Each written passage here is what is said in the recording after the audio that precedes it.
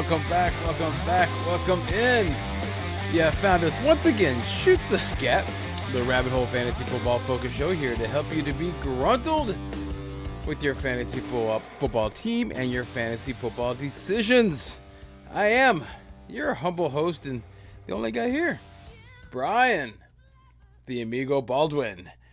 How's everybody doing? How's everybody doing today? I hope you're doing all right. I was doing really good. I was doing really good in my game this past Sunday, but unfortunately, I ran across the buzzsaw known as Tyler Boyd, and yeah, I'm now 3-4. Yeah, I have Saquon Barkley and Derrick Henry, by the way, and I had Breece Hall in the flex, and had now with Breece Hall out, I was able to put Damian Pierce in. So see, I'm okay, dude. I'm better than my record is. All right, I just had bad luck, but luck. You know how it is. It runs one way, then it goes this way. You don't always have bad luck. You don't always have good luck. So please, Lord, let it turn around this Sunday, because dude, I'm tired of losing. All right, so it's now the 132nd show, October 25th, in this hopeful year of our Lord. And wait, do I have a good show for you today? I'll be going over the game last night, Monday Night Football, and be getting into some news, some Merry Early Christmas.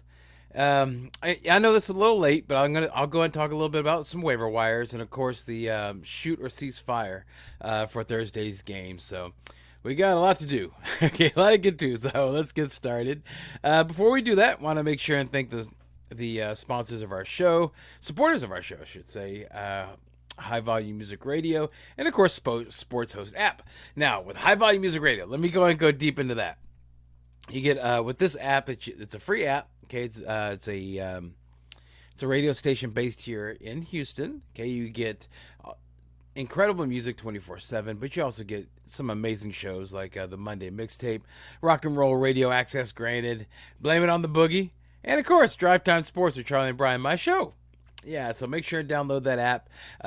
Check it out. My show actually is on. It's once a week. It's every Thursday from 4 to 6, so you can catch it on the app, or check out highvolumemusicradio.com, or you can check out it's a live streamed on the High Volume Music Radio Facebook page. So make sure and check that out. Yeah, I encourage you to do that.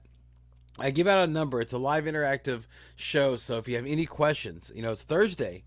Okay, so it's Thursday afternoon, right before the game starts. If you have any fantasy questions, start sit, things of that sort, or if you just want to talk about things I talk about here, give me a call. I'll be more than happy to talk to you. All right, here we go. So let's get started with the game last night. That was Chicago. All right, Chicago versus New England. All right, so it's where the Bears upset the Patriots 33-14. Now, it was our very first fall game, so that was kind of neat, right? First game of the year, right? The little weather there, so that was kind of interesting to see, but it didn't really impact the game. On the Patriots side, it took one interception, and Mac Jones got zapped. Okay, and of course Zappy, he immediately took over. He looked good, especially when Ramondre Stevenson took a wheel route for a long gain. Then, of course, he got that gift of a broken play by the Bears defense and found Jacoby Myers for a TD. But it really took an amazing catch by Myers. I mean, if you saw hopefully you saw the shot, the actual play. If you haven't, check it out. Try to see if you can find it on NFL Plus or on YouTube. It's amazing. It's an amazing catch, because not only does he fall down, he jumps. He falls down, then he jumps into the end zone for the score. So that's kind of cool. But it was broken coverage. It really was. It wasn't like a pinpoint throw, a perfect shot by Zappy, or an incredible route by Jacoby Myers. It was just basically broken coverage. But Ramondre did look good on that wheel route. And speaking of Ramondre, he was the lead back for the Patriots, even with Damian Harris back rushing. He rushed for 11 times for 39 yards and a touchdown. But the big news was, of course, Stevenson leading the team in receptions. Okay, not just for running backs, but for the whole shebang. He had 8 receptions that he turned into 59 yards. So in total, he had 98 yards and a touchdown. So pretty good day for Ramondre. Now the question, of course, is Was his dominance due to Harris coming back from an injury, or is there a changing of the guard? My answer is yes. That would be my answer. Yes. All right. I wouldn't be surprised. Okay, if this percentage of usage for both backs is more the norm than the outlier. Okay, and with the fact of Harris is still a young guy, and he's oft injured. Hamstrings are kind of little sticky little wickets, So there is a world. Okay, I'm not saying it's going to happen. Okay, but I'm just throwing it out there, right? Because just like you have to look at the fact of like J.K. Dobbins might be getting might get shut down for the year. You have to think about that if Harris, not saying right now, but if he re-injures that hamstring, they could shut him down. Either which way, it looks like Bill Belichick really loves Ramondre Stevenson, and he really does produce. He looks really good. So, good news on that front, right? Okay. The Bears side. Let's go and talk about the Bears sides real quick. Justin Fields. He looked great. And that was probably because the Bears played to his strengths. Okay, he only threw for 21 times for 179 yards and a touchdown, and he ran 14 times for 82 yards and a touchdown. So that's what you're hoping for if you're a Justin Fields manager. Look at that, dude! 179 yards in the air, 2 touchdowns, 82 yards rushing. So, yeah, anytime you have a quarterback that gets close to 100 yards like that, that's pretty good, right? Right? Just think about like the greatest running backs, let's say like Derrick Henry or Saquon Barkley, or throw it out there, Austin Eckler, of course, And so let's say if those guys did what they did, but also threw for 179 yards, you would just be doing backflips. So that's what you basically got for Fields. So that's pretty cool, and he has a really good schedule coming up. So he might be he actually would be somebody that you can look onto as a waiver wire, especially for a bye week fill-in. Now, as far as the wide receivers, though, okay, so he threw well, right? That's great, right? So somebody's got to explode, right? There's got to be some wide receiver or some sort of tight end or something that should be worth having, right? On from the Bears. Well, think about it. 21 pass attempts. It's a pretty small cake, right?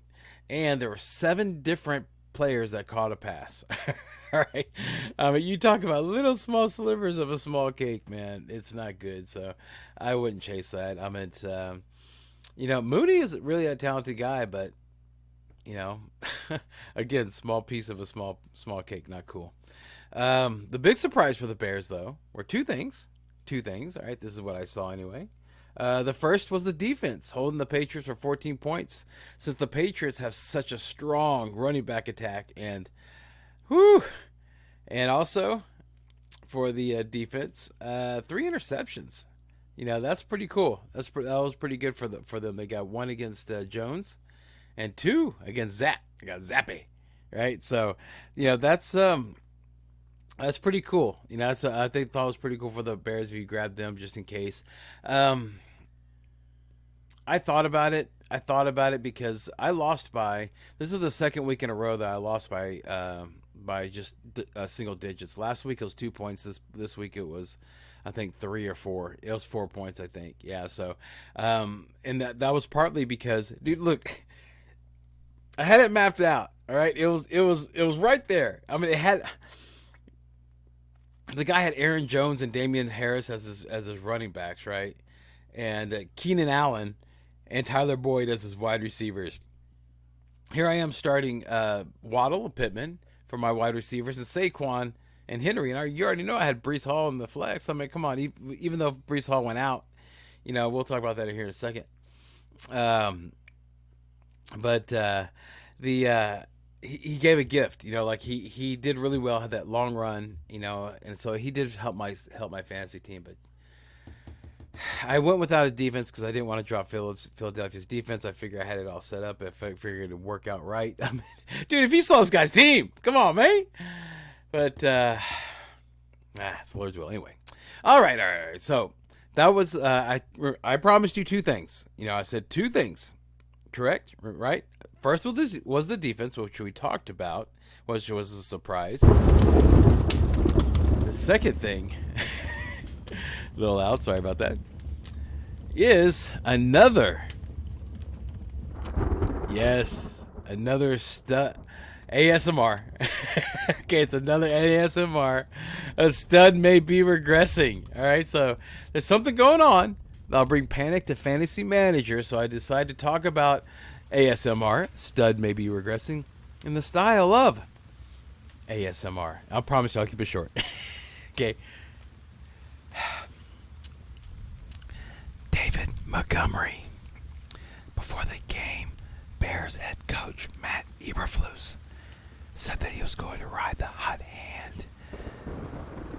Montgomery led the team in carries with 15, but it was only one more carry than Fields and 3 more than Herbert. Fields outgained Montgomery by 20 yards, and even though Montgomery got a touchdown, Fields also vultured a touchdown. Even though Montgomery had more carries than Khalil Herbert, they both had the same yards, and Herbert was the only running back to get a reception that he took in for a touchdown. This is turning into a true running back by committee. Okay. Okay, there we go. All right. So a little bit of ASMR, right? So hopefully that kept you nice and calm. I told you some really disturbing facts. Yeah, I don't like it either. I love David Montgomery. Oh man, it's so sad. It's so sad. There's a lot of talk about him maybe being traded. That'd be so great. I mean, because if not, it's just gonna be hot hand stuff, and he's too good of a player to be doing that. I don't know, man. I don't know. You know, at least Matt Nagy, at least he had a plan, okay, on Montgomery, which is he's got an enormously talented guy. Let's use him, not muck everything up. But anyway, whatever. Moving on. All right, but before we get to some, let's see here. Before we get, sorry about that, everybody. Yeah, before we get to some Merry Early Christmas, there was something that we need to talk about. Okay, that huge trade that happened yesterday, Monday. All right. So by now, of course, you've already heard about the heartbreaking news about Breece Hall. That news stung. Okay, not only because I was a Hall manager, like I told you, but of course I'm able to pivot to Dameon Pierce, so pretty good. But the fact that the incredible talent of Hall was blossoming right before our eyes, and turning a perennial laughingstock in the Jets into a winning team. So this year has taken some real exciting talent from us, everybody. First Javonte, and now Hall. It's just sad. I mean, come on. That's got to be enough blood, right? That's got to be enough. All right, come on, please, Lord. Please allow it to be enough of a sacrifice. No more, please. Have mercy. But we pour one out for Hall. And we move on, just like the Jets did. Now, of course, you've already heard about James Robinson being traded to the Jets, so let's talk about that real quick. Now, I have a different view, okay? I have a different view than what you've been hearing. If you listen to many podcasts like I do, or read a lot of different articles like I do, then you'll understand what I'm saying, okay? Is that there's it's like this is the common theme, all right? There's like no article, there's no podcast, there's nobody that does anything different. That this is what they say. So no need, if you haven't looked at all the podcasts or read all the articles on the James Robinson trade, here it is. Here it is right here. This is exactly what they say. All right. The focus of the fantasy football article about the trade and the podcast that I listened to are Travis Etienne is a top 10 running back now, and go pick up Michael Carter off of the waiver wire. Okay, that is exactly what you'll read. All right. Again, Travis Etienne is a top 10 running back now, and go pick up Michael Carter off of the waiver wire. All right. So, and then they just go ahead, and whenever it comes to Robinson, it says, oh yeah, Robinson was declining and had the knee issue, and he'll be the ground attack but won't catch any passes. So it's a feeling of like, well, he'll do better than he did in Jacksonville, but, because he didn't touch the ball there, but, he's not going to do anything good, don't worry about it. And, trade James Robinson now, while the buzz is before, you get to see exactly how terrible he's going to be on the New York Jets. Aha! I say nay nay.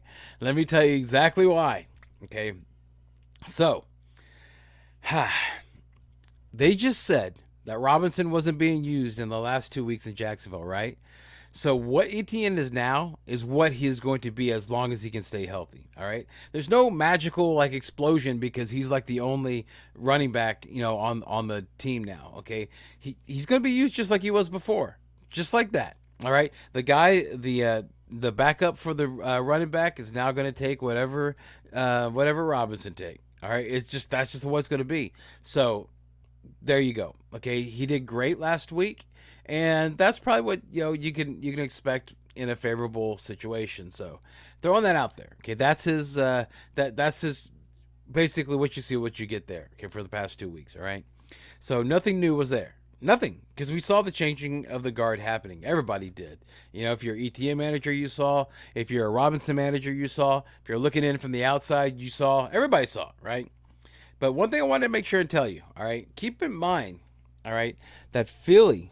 All right, in Philadelphia, Doug Peterson's Eagles offense really never featured a ground and pound back like Robinson is, right? But more the pass catching, explosive back like ETN. So the back that fit the system the best was the one that got the start.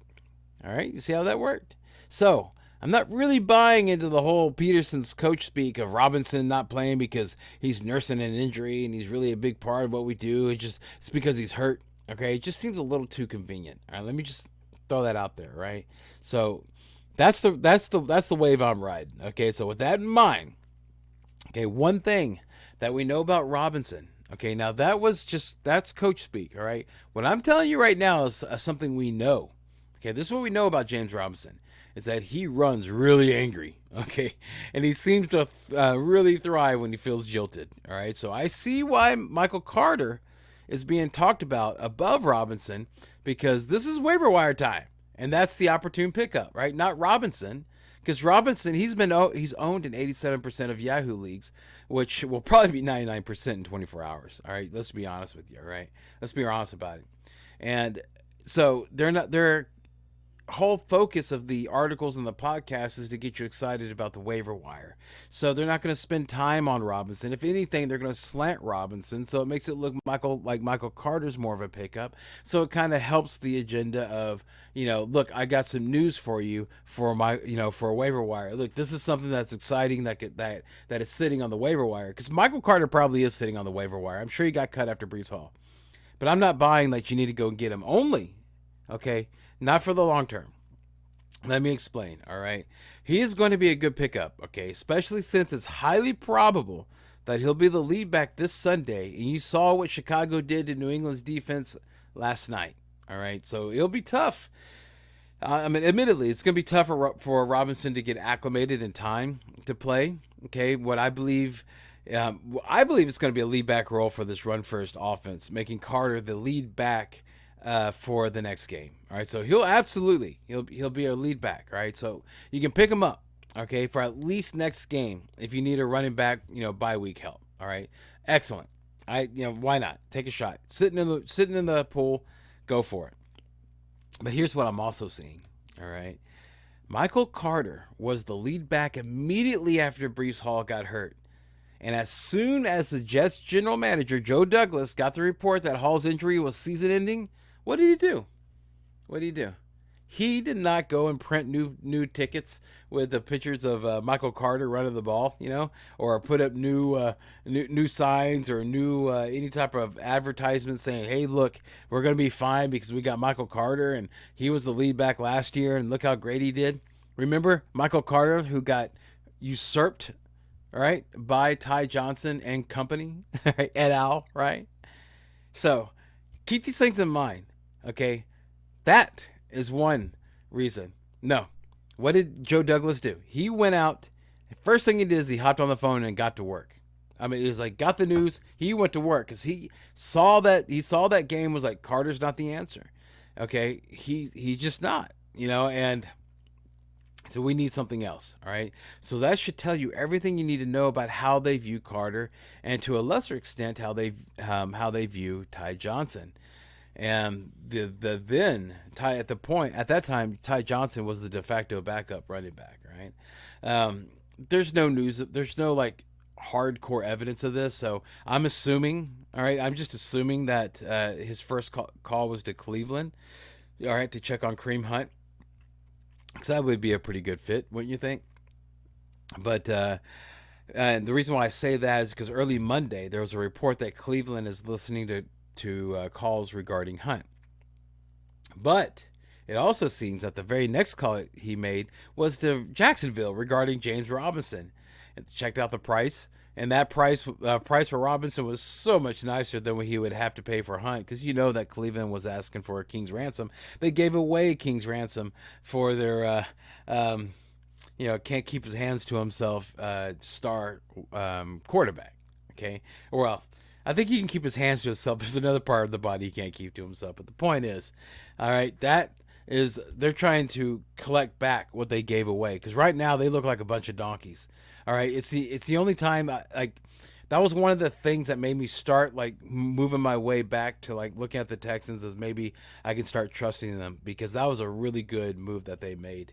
And you saw, of course, it got him Dameon Pierce. But anyway, I this is not for them. This is regarding James Robinson trade. All right, so they went. He saw Joe Douglas saw the cost, decided to go with James Robinson. All right, so before the end of the day, Douglas found the replacement for Hall, and he continued to earn the moniker Trader Joe. All right, so that tells you right now that they're going to be using James Robinson a lot. Okay, that tells you, well, it doesn't say that in so many words, but what it does say is that they don't want Michael Carter to be the lead back. All right, and that information, all right, so that and how Robinson looked in the beginning of the year gives me confidence to feel that Robinson again will be the lead back for the Jets as soon as probably even the following game, not this Sunday but the following Sunday. All right, so I'm thinking that's when that happens. He's going to be, I would say he's going to be a high-end running back 2 with an RB1 upside. All right, since he's likely to take the goal line duties. This is stuff that's not being said. Nobody's saying this stuff. Everybody's like, yeah, man. This is what I'm seeing. Okay, I'm sure that if anybody went out and has Robinson, and that was just dying on the vine, then all of a sudden now you got traded, and then you go to all these fantasy people, they're like, yeah. You're like, what's going on? It's not what I see. Well, I'm telling you what I see too. All right, yes. Admittedly, peek behind the curtain, I'm a manager of James Robinson, but only because when this news broke, I went and picked him up out of the pool. Not because I had him and he was dying on the vine. He got dropped, man. I mean, he passed around the league a couple of teams, and each team would pick him up, kind of look at him and go, and then drop him. He was sitting in the pool. Then he gets traded.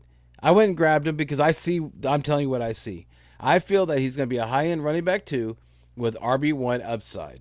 All right, so if he gets into the end zone, right? So that's what I'm thinking. I really do. It just seems like that's what's going to happen.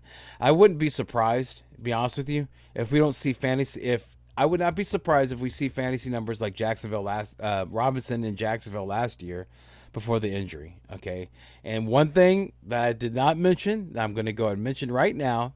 All right, to kind of put the cherry on the the top of the ice cream there. Right, this is it. This is the icing on the cake. All right, that is Michael Carter is injury prone. All right, so the chances of like this being what it is right now for the rest of the year, I think is a lot lower than people are saying. All right, and I think there's a very good chance that with if they give increased workload to Michael Carter, you're going to start seeing him get dinged. I mean, we're almost in the middle of the season now. All right, he wasn't really that used. He was used a lot in the beginning. Then Breece Hall blossomed. Still hurts my heart, but Breece Hall blossomed, and then he got used less. Well, now he's going to get used again. All right, and he's going up against New England and then Buffalo, bye week, and then New England. All right, those are some strong defenses. All right, well, hard-hitting defenses. So let's see if he survives all that, especially since against New England, he's going to be the lead back, and it's going to be an upset, New England, and I believe it's in New England. All right, so yeah, I'm just telling you, James Robinson is going to be the lead back. It's sooner or later, more sooner than later, and that try to get him. I would say go ahead and try to trade for him, because I'm sure that the manager is exactly what I told you. It's like, oh, he's dying on the vine. He's going to the Jets. Oh, my favorite podcast, whatever that is saying that he's not going to do well, because all of them are telling you exactly what I'm telling you, and they're stating it like it's fact. As true as like to breathe, you need air. Okay, they're stating it that matter of factly, and I just don't see it. Robinson has always been discounted. These same people are saying, yeah, don't draft Robinson. He's gonna be terrible. It's gonna be terrible. Don't draft him. When he exploded in the beginning, he's like, I didn't see that coming. Did you see that coming? My bad. Same people. All right. Then Etienne took over. Oh, we were right about Etienne. Jay Robin's stupid. And then now he's going to New York. Jay Robin's stupid. See, they're always doubting this poor kid. And all he does is keep proving them wrong. All right. I believe in him. Okay. I'm not doubting him. And I am saying that I think it's a safe bet to believe in him. All right. So I would try to go trade. If you have running back issues, go get him. Seriously, you'll be happy you did, as long as he stays healthy and this knee issue is not a ruse. Okay, that it's actually something that's really, which I already told you about that. I think he's gonna do very well.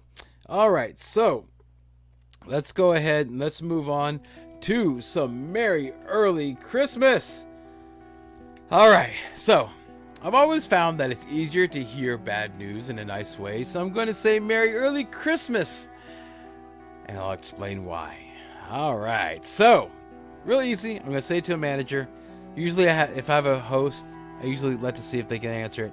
I don't have a host, so I'll pause a little bit, see if you guys get it. Just play a little game with me. There's only just about a handful, no big deal, like 3, I think. Let's get started. Merry Early Christmas, Michael Pittman managers. Yeah, the Indianapolis Colts announced that they are sitting Matt Ryan due to performance and not due his shoulder strain. All right, so they realize that their offensive line is terrible, and they are going to get Ryan killed. So they decided to elevate second-year quarterback Sam Ehlinger to start and named him their starter for the rest of the year. This is the 6th round pick of last year, folks. Okay, just to give you an idea on that, all right? Ehlinger hasn't thrown an in-season pass yet, but he has an 83% completion rate in preseason and has the legs to scramble and survive broken pockets. All right, he reportedly is a great leader and has a great work ethic. All right, these are things that you want to hear. These are attributes that you want to hear about somebody that whenever you're preparing them to be the guy. All right, so he looks like he's ready to be the guy. Okay, in that particular on paper, I should say. All right, so as far as waiver wire goes, you can add him if you want. All right, so if you have some room, okay, but and also if you have some serious bye week issues, Indy is playing Washington next week after all, so that's a pretty easy matchup for them. But I'm not adding him just yet. I'm just keeping an eye on him. Now, Ehlinger is not known for his arm strength, so it looks like short throws. It's like it, but that's exactly like it was in the Ryan area, the Matt Ryan era, right? So. It's going to be preferred. The preferred passing will be short passes. So presumably, it's going to be less sacks, less fumbles, and that will give more opportunities to Michael Pittman, and he is already the alpha receiver in this offense. All right. Merry Early Christmas, Marquis Goodwin managers. Last Sunday, DK Metcalf hurt his knee after landing awkwardly after the catch. As soon as he went out, Marquise Goodwin had 4 receptions for 67 yards and 2 touchdowns. All right, it was pretty cool to see him do that little his signature TD dance, which is the mimic of the long jump, because of course he was a former Olympian. But, however, this might actually be more of a Christmas ham. All right, Seattle head coach Pete Carroll said that Metcalf escaped serious injury and won't need surgery.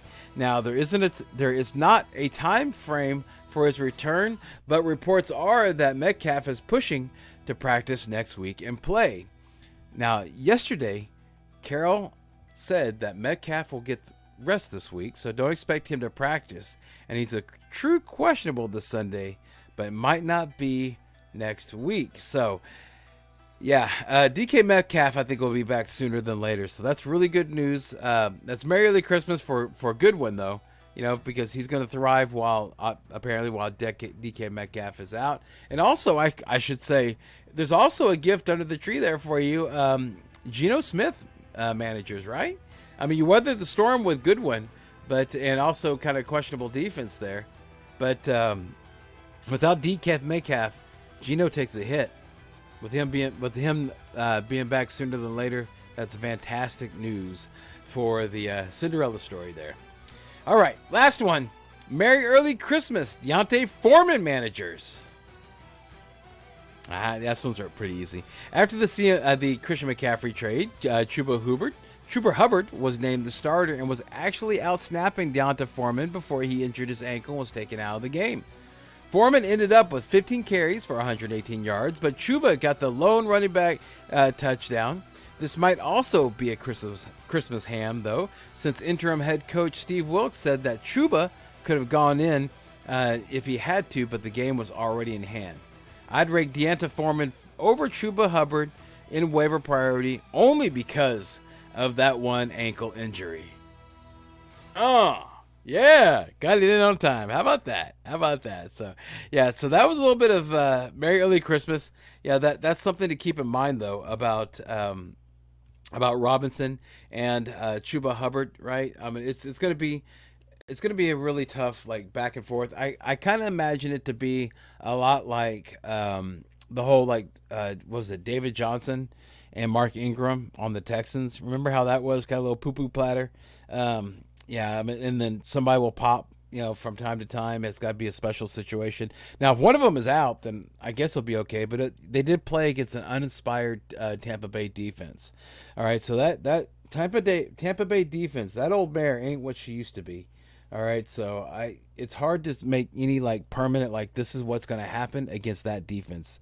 Those guys are, I don't know, man. They go as Tom goes, and Tom doesn't seem like he cares. All right, so let's go ahead and let's move on to some news. No news is good news. No news is good news. You ain't got any blues if you ain't got any news. Ha! Yeah. Gary Gnu. All right. Okay. So, just a little bits of news here. So let's start off with Los Angeles Chargers wide receiver Mike Williams hurting his ankle on Sunday. Further tests revealed that he has the dreaded high ankle sprain, and the report was that he'll miss some time.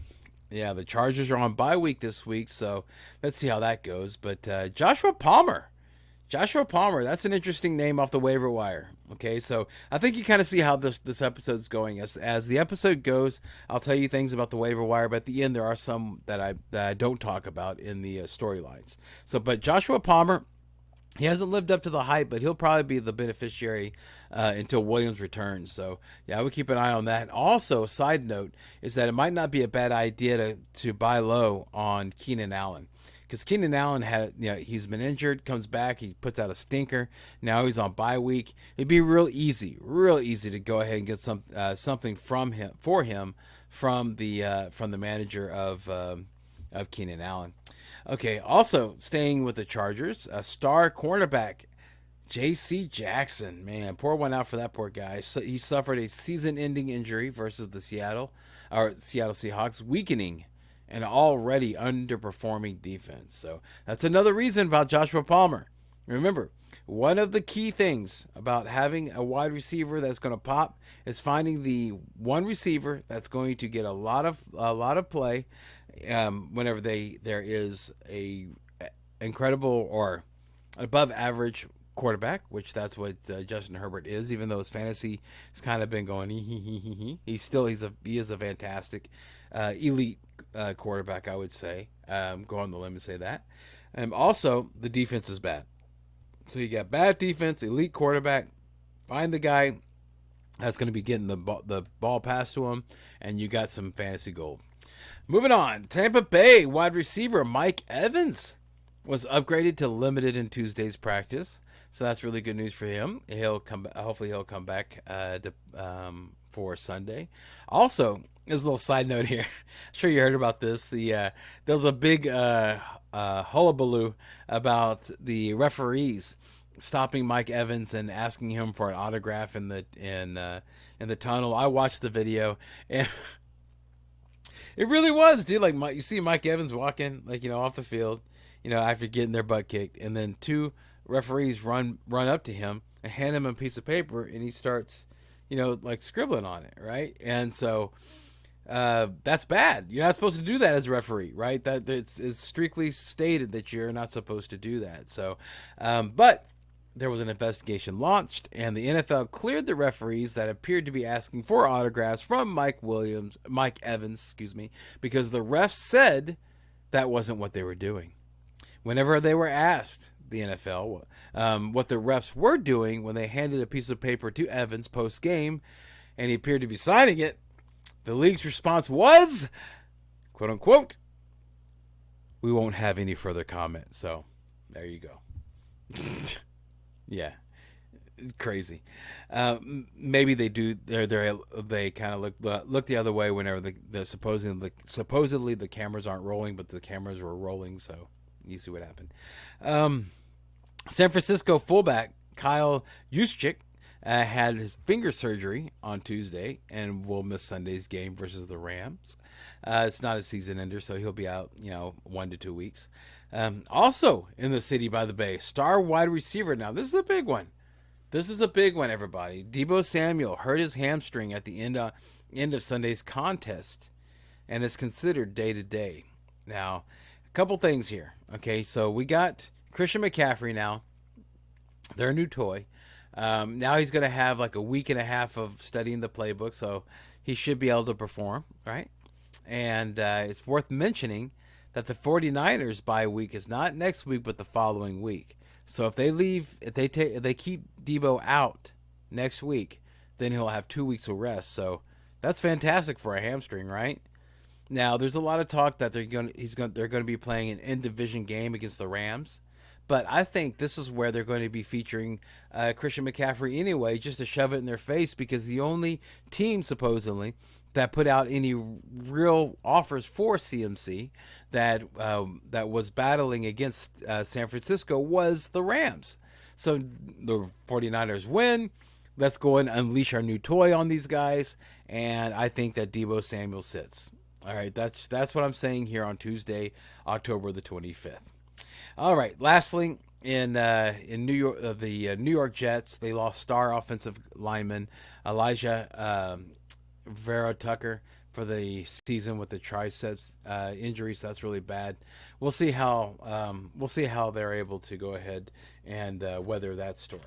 Okay, all right. So that went ahead and that hit all the news there. So let's go ahead and let's move on to the shooter ceasefire for Thursday night football. All right, that'll be the Baltimore Ravens at Tampa Bay Buccaneers. The forecast is 68 degrees in Tampa, 15% chance of rain, 3-mile-an-hour wind. The over-under is 45.5 points. Baltimore is favored by 1.5 points. So, first, let's go ahead and take a look at that, the over-under. I think in this particular thing, I would take the over. I would take the over. That Tampa Bay defense, I'm telling you, man, that old mare ain't what she used to be. Okay, and I understand there's a pride thing and all that stuff, but these guys look broken, man. They look disheveled. They just don't look like they're into it. I don't know if it was the hurricane that and their homes are all damaged, and they're worried about their families. And I'm dealing with an insurance claim myself on a water heater situation, so those aren't fun. Okay, I can't imagine having that multiplied by how many million that got affected by it, right? And so the waiting period and everything like that. So yeah, so that there's something going on there. I don't know what it is, and it's just not working well. So it's going to be a short week, short turnaround, right? So it don't look good. So Lamar Jackson Okay, I would. Who would I shoot ceasefire on? I would shoot on Baltimore. I would shoot on Lamar Jackson, Gus Edwards, of course, Mark Andrews. All right, but monitor his activity. Okay, it's still not clear. Okay, with Andrews, if he was injured and was a decoy last Sunday, excuse me, versus the Browns, or was it that the game plan was, Cleveland is a weak versus the run, so let's run. We have our new toy, Gus Edwards. I don't know. So I would just monitor it. I would shoot on him, but would not with as much confidence as I had before. And this is one of the ones that where I'll tell you I hope that I'm wrong on that. It's just things are the NFL is better with Mark Andrews healthy. Fantasy isn't okay because that tight end spot thing there, but you want him to do well. You always because whenever he does well, Lamar Jackson does well. If you notice last Sunday, Lamar Jackson didn't do too well. So you see affects two people. Justin Tucker, you're always going to shoot on Justin Tucker no matter what. He's amazing, the greatest of all time on kickers. Ceasefire, I was on Baltimore. Would be Rashad Bateman. All right, he didn't do too well last week when he came back from injury. Now did he? He didn't really set the world on fire. So I would wait until he proves it. I wouldn't drop him just yet, but just wait until he proves it. And also, I would cease fire on any other running backs other than Gus, and of course the defense. I can't trust that defense. Tampa Bay, who do we shoot or cease fire on? Well, this might surprise you. It might surprise what I'm going to say. Yeah, it used to be an open and shut, no question, no brainer about a couple of these guys that I'm not going to mention in the shoot section. But I'll mention the ceasefire. But so Mike Evans, I would go ahead and shoot on Mike Evans. Yeah, they're going to need him, and he's but again, monitor his practicing. Chris Godwin, whether Evans plays or not, yeah, I would go ahead and shoot on him. Ryan Suckup, yeah, the kicker, he's a good guy. He's a good kicker. So they're going to need to score points. All right, there's not going to be much wind. They're going to be at home. Yeah, so I think that Ryan Suckup would be a good confident shoot there. Ceasefire.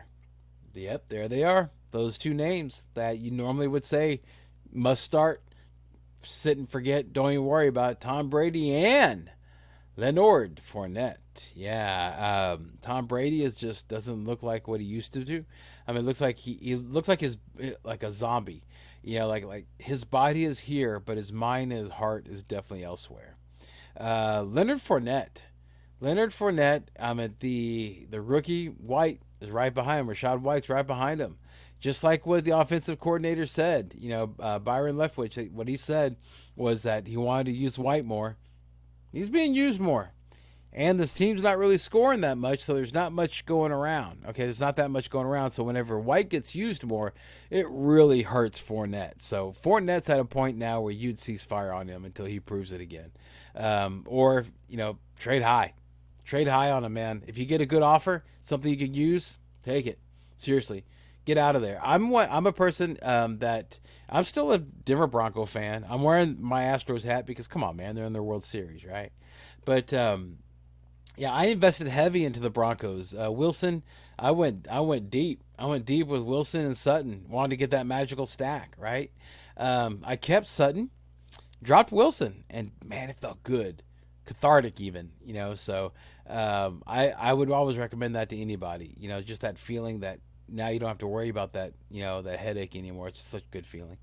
But okay, but also the last of the ceasefire, other than the defense, of course, would be Cade Otton. Yeah, the rookie tight end. There's not that much going around. Since there's not that much going around, it's hard to trust. If I can't trust Fournette, how can I trust Cade Otton?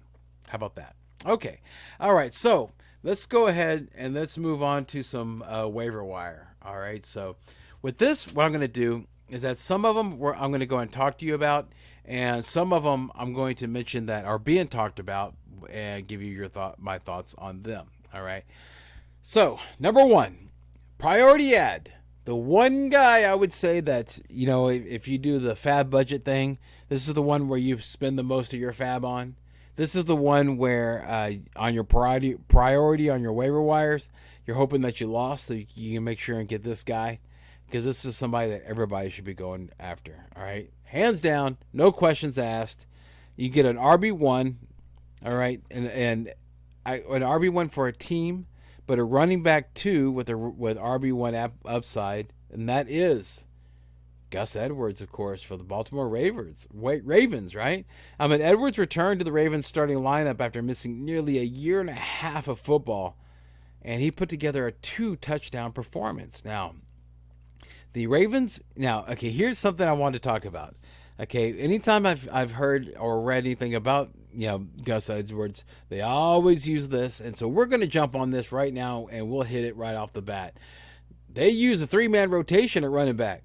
Edwards, Kenyon Drake, and Justice Hill. Edwards only got 36% of the snaps. That's bad. That's bad. It's not good. Okay. But Edwards did. They all received significant snaps on early downs and third downs, and each was handed at least one goal line snap. Now, Drake was ahead of Hill on the depth chart for most of the game, but Baltimore used Hill significantly in the fourth quarter. All right. Let's stop right there. Okay.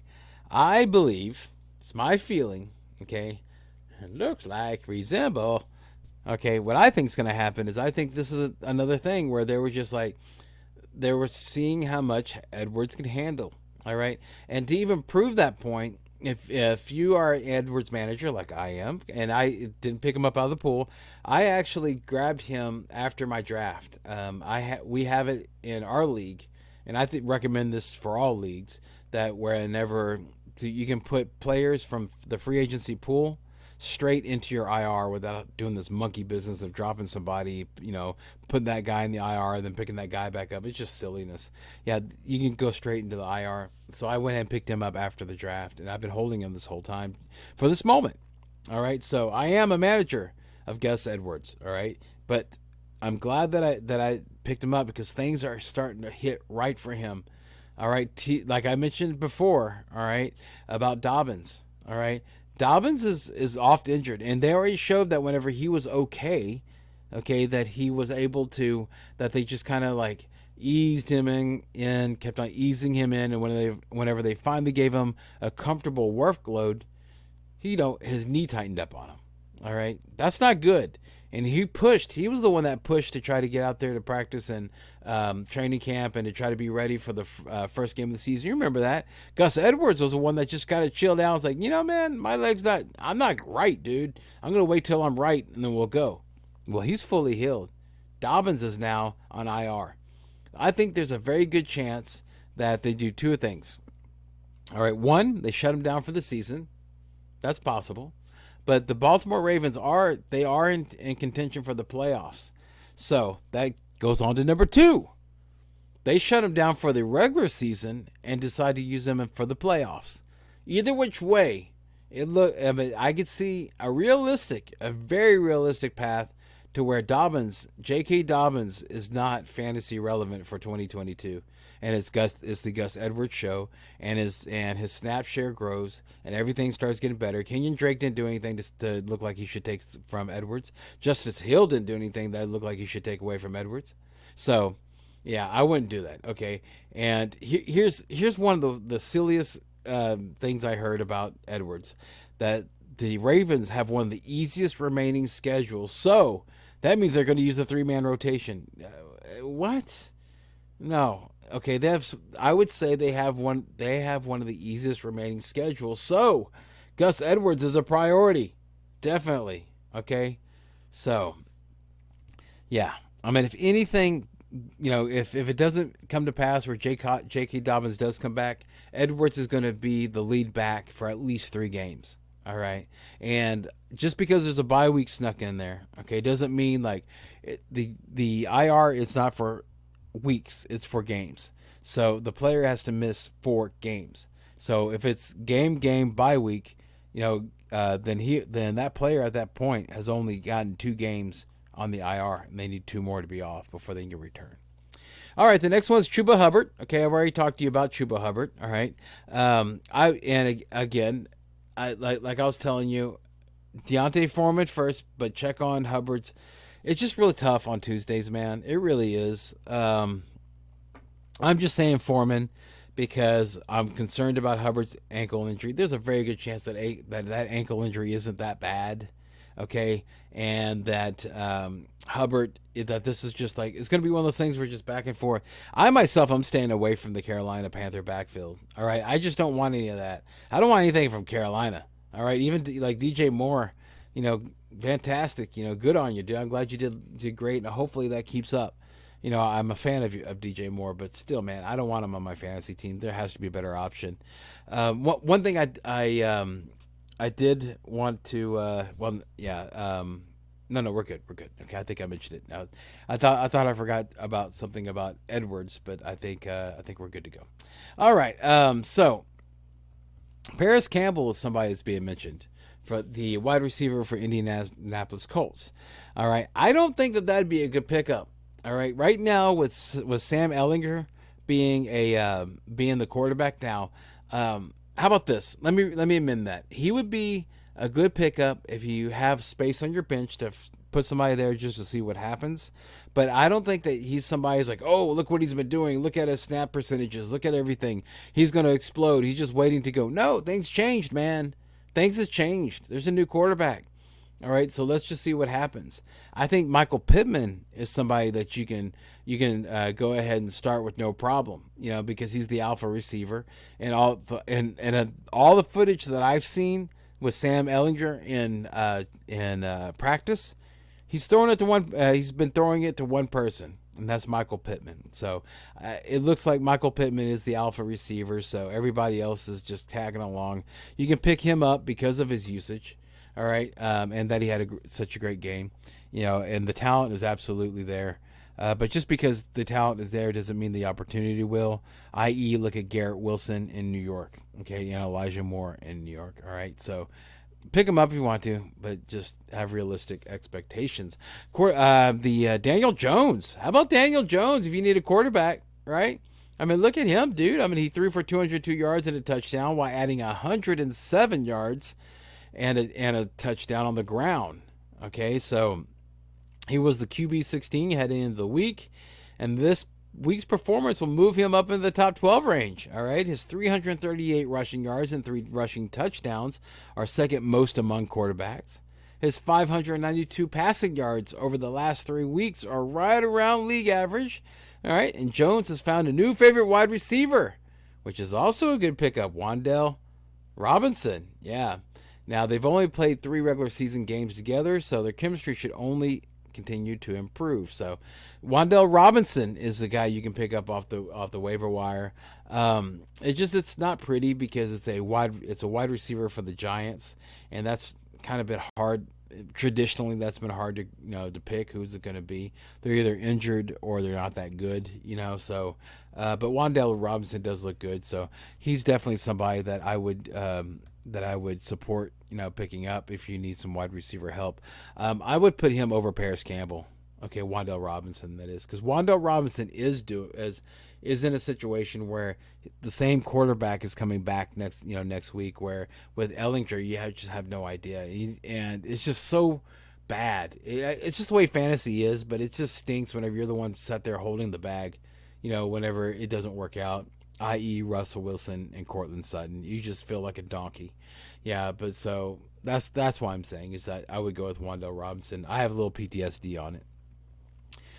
Then I would go ahead and let's see, like on the tight end side, let's see, I mentioned a wide receiver, quarterback, running back, of course. Let's go tight end, Evan Ingram. How about that? Yeah, Ingram caught 4 of 7 targets for 67 yards, and the Jaguars lost to the Giants. Now he's a high volume, low efficiency tight end, all right, who can be particularly helpful when a fantasy manager starting tight end has a bye week. All right, so this is not like start him, grab him and start him. This is like a bye week issue, right? He has 216 routes run. That's the 4th most for tight ends this season. He gained 275 receiving yards this season, but has yet to score a touchdown. And he should continue to have a high floor, but his ceiling will be dependent on the success of the offense in general. All right, so you got to make room, right? You got to make room whenever you have when you're adding when you're adding waiver wires, you got to make room for it. Here's the things you'd want to cut. A.J. Dillon, he's nothing but a high one of the best handcuffs in the NFL, but man, his playing time has declined. here's the two things I would say about keeping him. Okay, one, he's a fantastic handcuff when Aaron Jones goes down, because he'll eventually will. And number two, man, he might get traded. They're using him so little. I mean, just think about that. Think about if he got traded to a team that really needed a running back. Might be incredible. All right, like let's say AJ Dillon on the Rams, right? Okay, let's see here. Yep, Jeff Wilson Jr. Jeff Wilson Jr. is another one, but he's a high-end handcuff for Christian McCaffrey. And like I stated in the last video about Christian McCaffrey, Christian McCaffrey is oft injured, and he went to a place that has a history of injuring their running backs. 1-1 seems to be equaling 2. We'll see what happens. Lord willing, that's not what happens, but man, come on, that's what it looks like. You know, I mean, there's no mercy in football. I mean, look at Hall, look at Williams, Javonte Williams. I mean, there's no mercy, right? So that's not as good of a situation I think it should be. Devin Duvernay, I think he's droppable. Okay, he saw a slightly reduced role whenever Rashad Bateman came back. Okay, and it could decline in further weeks. You know, the Ravens added, Deshaun Jackson, so he might be elevated. Gus Edwards, so they're running the ball a lot more. Lamar Jackson dropped back to pass a season low 21 times in Edwards' first game. So, and I mean, let's talk about it. Let's just go and talk about it, right? 2020, whenever Jackson was a little meh, and Andrews was a little meh, it wasn't meh? Their running game, Gus Edwards and J.K. Dobbins. All right, so that correlation might actually be real. All right, so where a better running game in Baltimore means a bad passing game. So we'll see how that goes.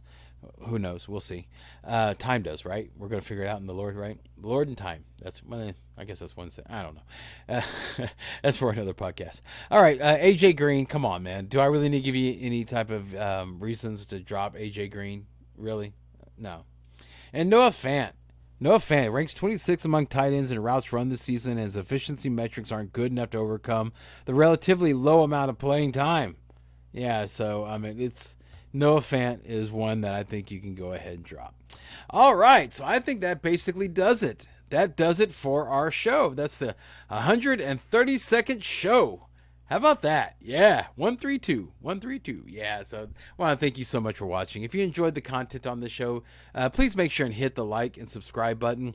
Leave a message if you like to. Let us know that you're there and you're loving the show. Click the bell. That's really important.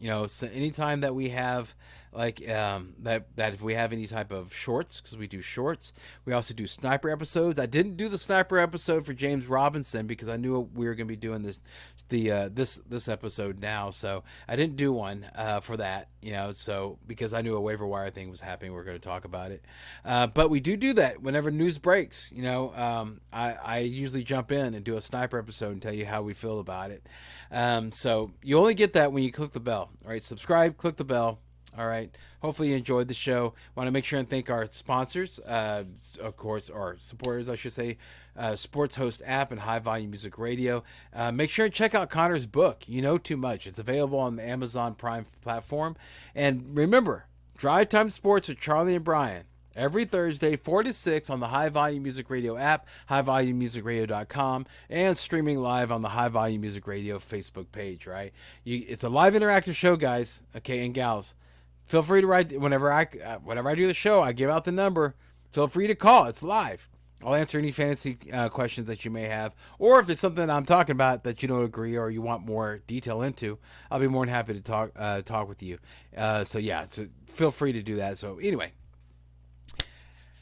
all right, time for some parting shots. Parting shots. We are at the point now, everybody, where all the thoughts of draft is over. Now we see teams as they really are. Believe what you see. Believe how things are being run. Believe how players are being played, and move accordingly. Don't hold on to any players that aren't performing like you're hoping to, because they might do that. All right, and the only exception I would give on that, honestly, would be Kyle Pitts. Okay, and the reason why is because tight end is so shallow, and that guy is so talented that you bet on talent, right? At this point, whenever you're doing waiver wire pickups, you're picking up talent, right? If you have a spot where you can have 2 tight ends, just sit them on the bench, and Lord willing, things will start happening. He's just an incredible talent. Too good to drop type thing, but not good enough to play. One of those guys. But other than that, dude, all right, man, you got to make those decisions and move on. All right, don't hold too long. That's the worst thing you can do in fantasy football. All right, is hold on to something too long. So make sure move with it. See what it is. Analyze the data. Accept the data. Digest the data. Subscribe to this show, okay? And you're going to have a good year. All right. So, again, I want to thank you so much for watching. Thank you so much. So, on behalf of me, your humble host and the only one here, Brian the Amigo Baldwin, I want to thank you for watching. Hope that this year is even better than last year. And let's get to the last line, the closing line. Remember, everyone, in fantasy football, as in life, don't dream it. Be it. All right. Thank you so much, everybody. I really appreciate you watching. I hope you have a fantastic week. And remember, we're going to have a show on Friday to give you the shoot us these fires for the rest of the week. Enjoy your week. All right. Bye-bye.